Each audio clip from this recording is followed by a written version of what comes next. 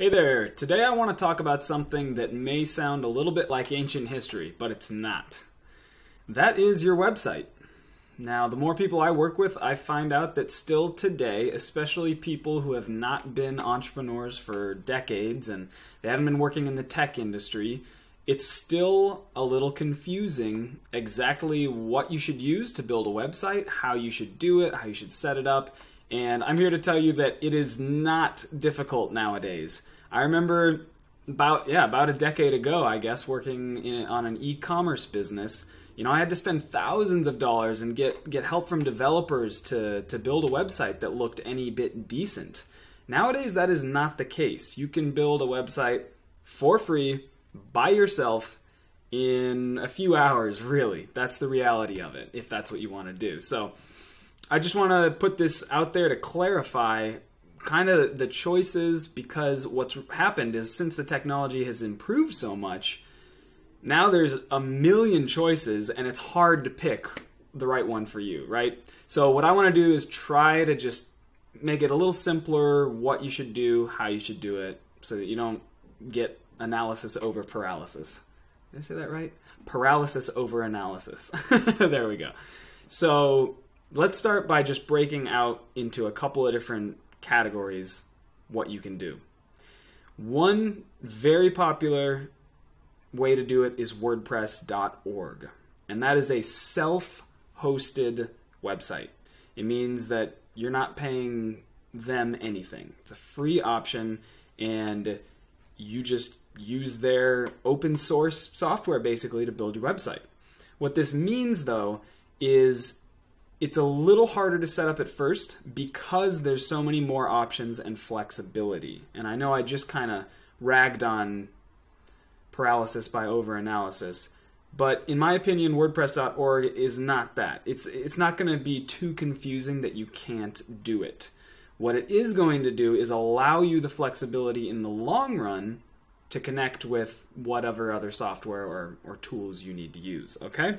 So WordPress.org is a fantastic option, and people still use it, especially for their blogs. I use it for my blog, and then I connect to my other two that I'll talk about in a second. But the other option is what is called a hosted option. And this is where you can lump in a ton into this one category. Wix.com, squarespace.com, Weebly. Okay, these are all, you are paying somebody a service to use a tool that they have built. You could call it a user interface or something like that, to more simply set up the website. Now, what this does, this is like with anything. If you compare the iPhone to Android, right? If you can compare Apple operating system to Android, or Google, even Microsoft, the comparison that a lot of people will make is that iPhones are so easy to use. Everything's already set up, and I think that is true. I think in general they're a little easier to use. You don't have to learn as much. You can just kind of jump into it. But the other side of that coin is kind of the lack of flexibility. They've set it up their way, so it's easy to use their way. But if you need flexibility and if you want to change something, it gets a little more difficult, right? So that's how you can think of these two options. Wix.com, Weebly, like I said, Squarespace, there are a lot more out there, and there's going to continue to be more because there's money in this market. They make it very easy if you don't want to learn anything about it, you're not tech savvy and you don't care to be, then it could be an option for you. I would just warn you, though, that down the line, you're going to be kind of captive to their development team. If for whatever reason they don't have available to you, to be able to use something on their website hosting platform that you want to use, then you can't. There isn't another option unless you have some other website, okay? So I would say overall, learning enough to use WordPress.org is really worth it, just because it's open source and there's always going to be people working and helping each other out to try to make a way to have compatibility for whatever you want to use. Okay? That being said, there's kind of another option. This is what I do. So websites are great, and I think every business needs a website as the face of its business. However, things have kind of changed a little bit into what are now called sales funnels, okay?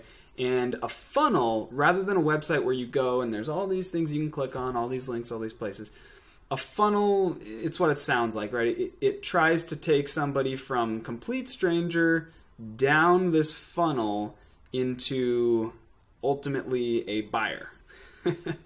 And the buyer is maybe a little ways, down.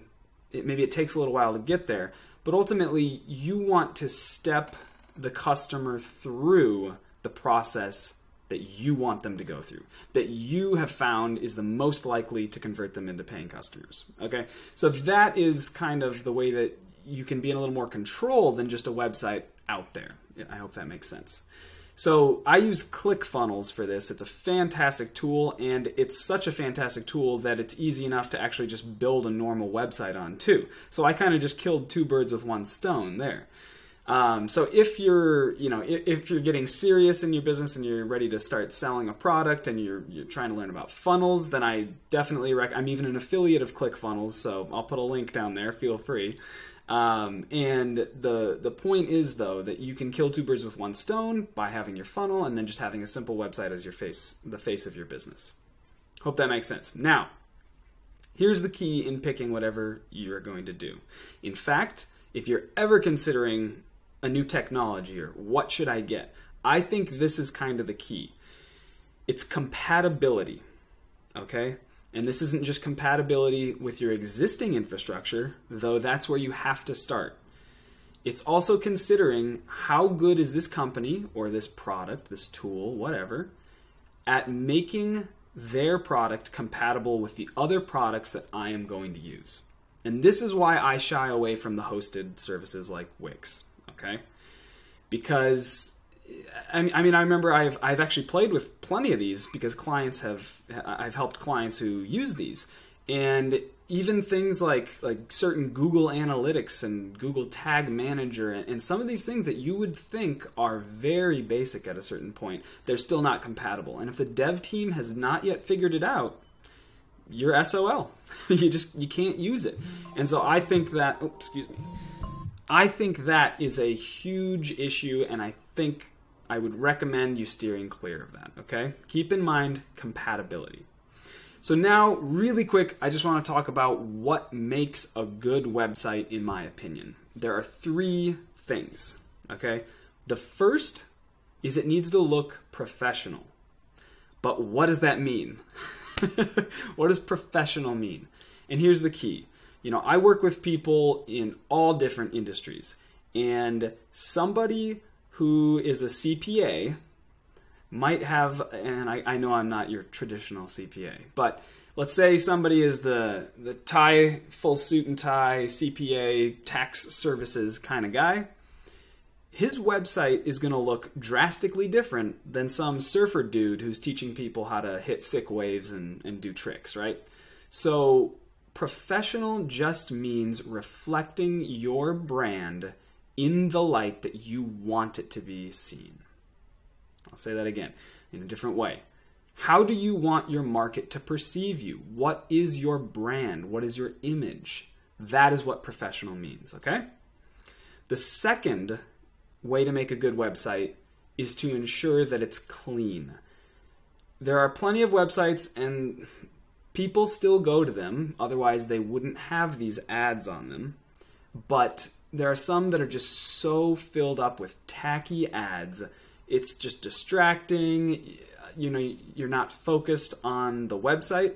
And if that's the goal of the website, is to earn money through ad revenue, and you don't care if people are distracted, you want them distracted and clicking on your ads, then maybe that's another story. However, if your goal is to build a brand and get people to come and focus on the brand that you're building and getting what they can get to benefit from your brand, then you don't want tacky ads, you don't want confusing sections, things left and right and everywhere. Just try to make it clean so that they're able to focus on what they want to focus on, and in theory what you're getting them to focus on. Okay? The third one is clear. Okay, we had professional, clean, and now clear.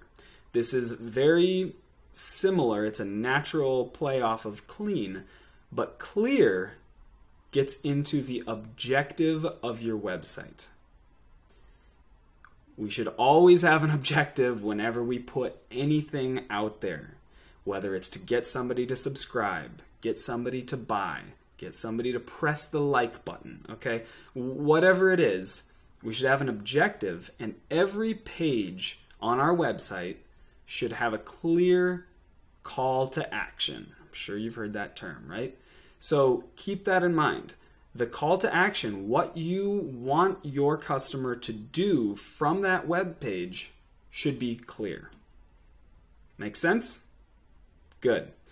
So that's what I just wanted to put that out there. Like I said, you know, websites have been around for such a long time now. Some people might say, oh, that's stupid, that's ancient history. It's not. Every business needs one, and I still get a lot of questions about these details. Okay? So use ClickFunnels. That's my recommendation. If you want to start out free and learning some stuff, use WordPress.org. Just do some research, figure out the plugins you need, and you'll be able to make it work. And then make sure your website is professional, clean, and clear. Hope that helps. Thanks for watching, and I will see you next time.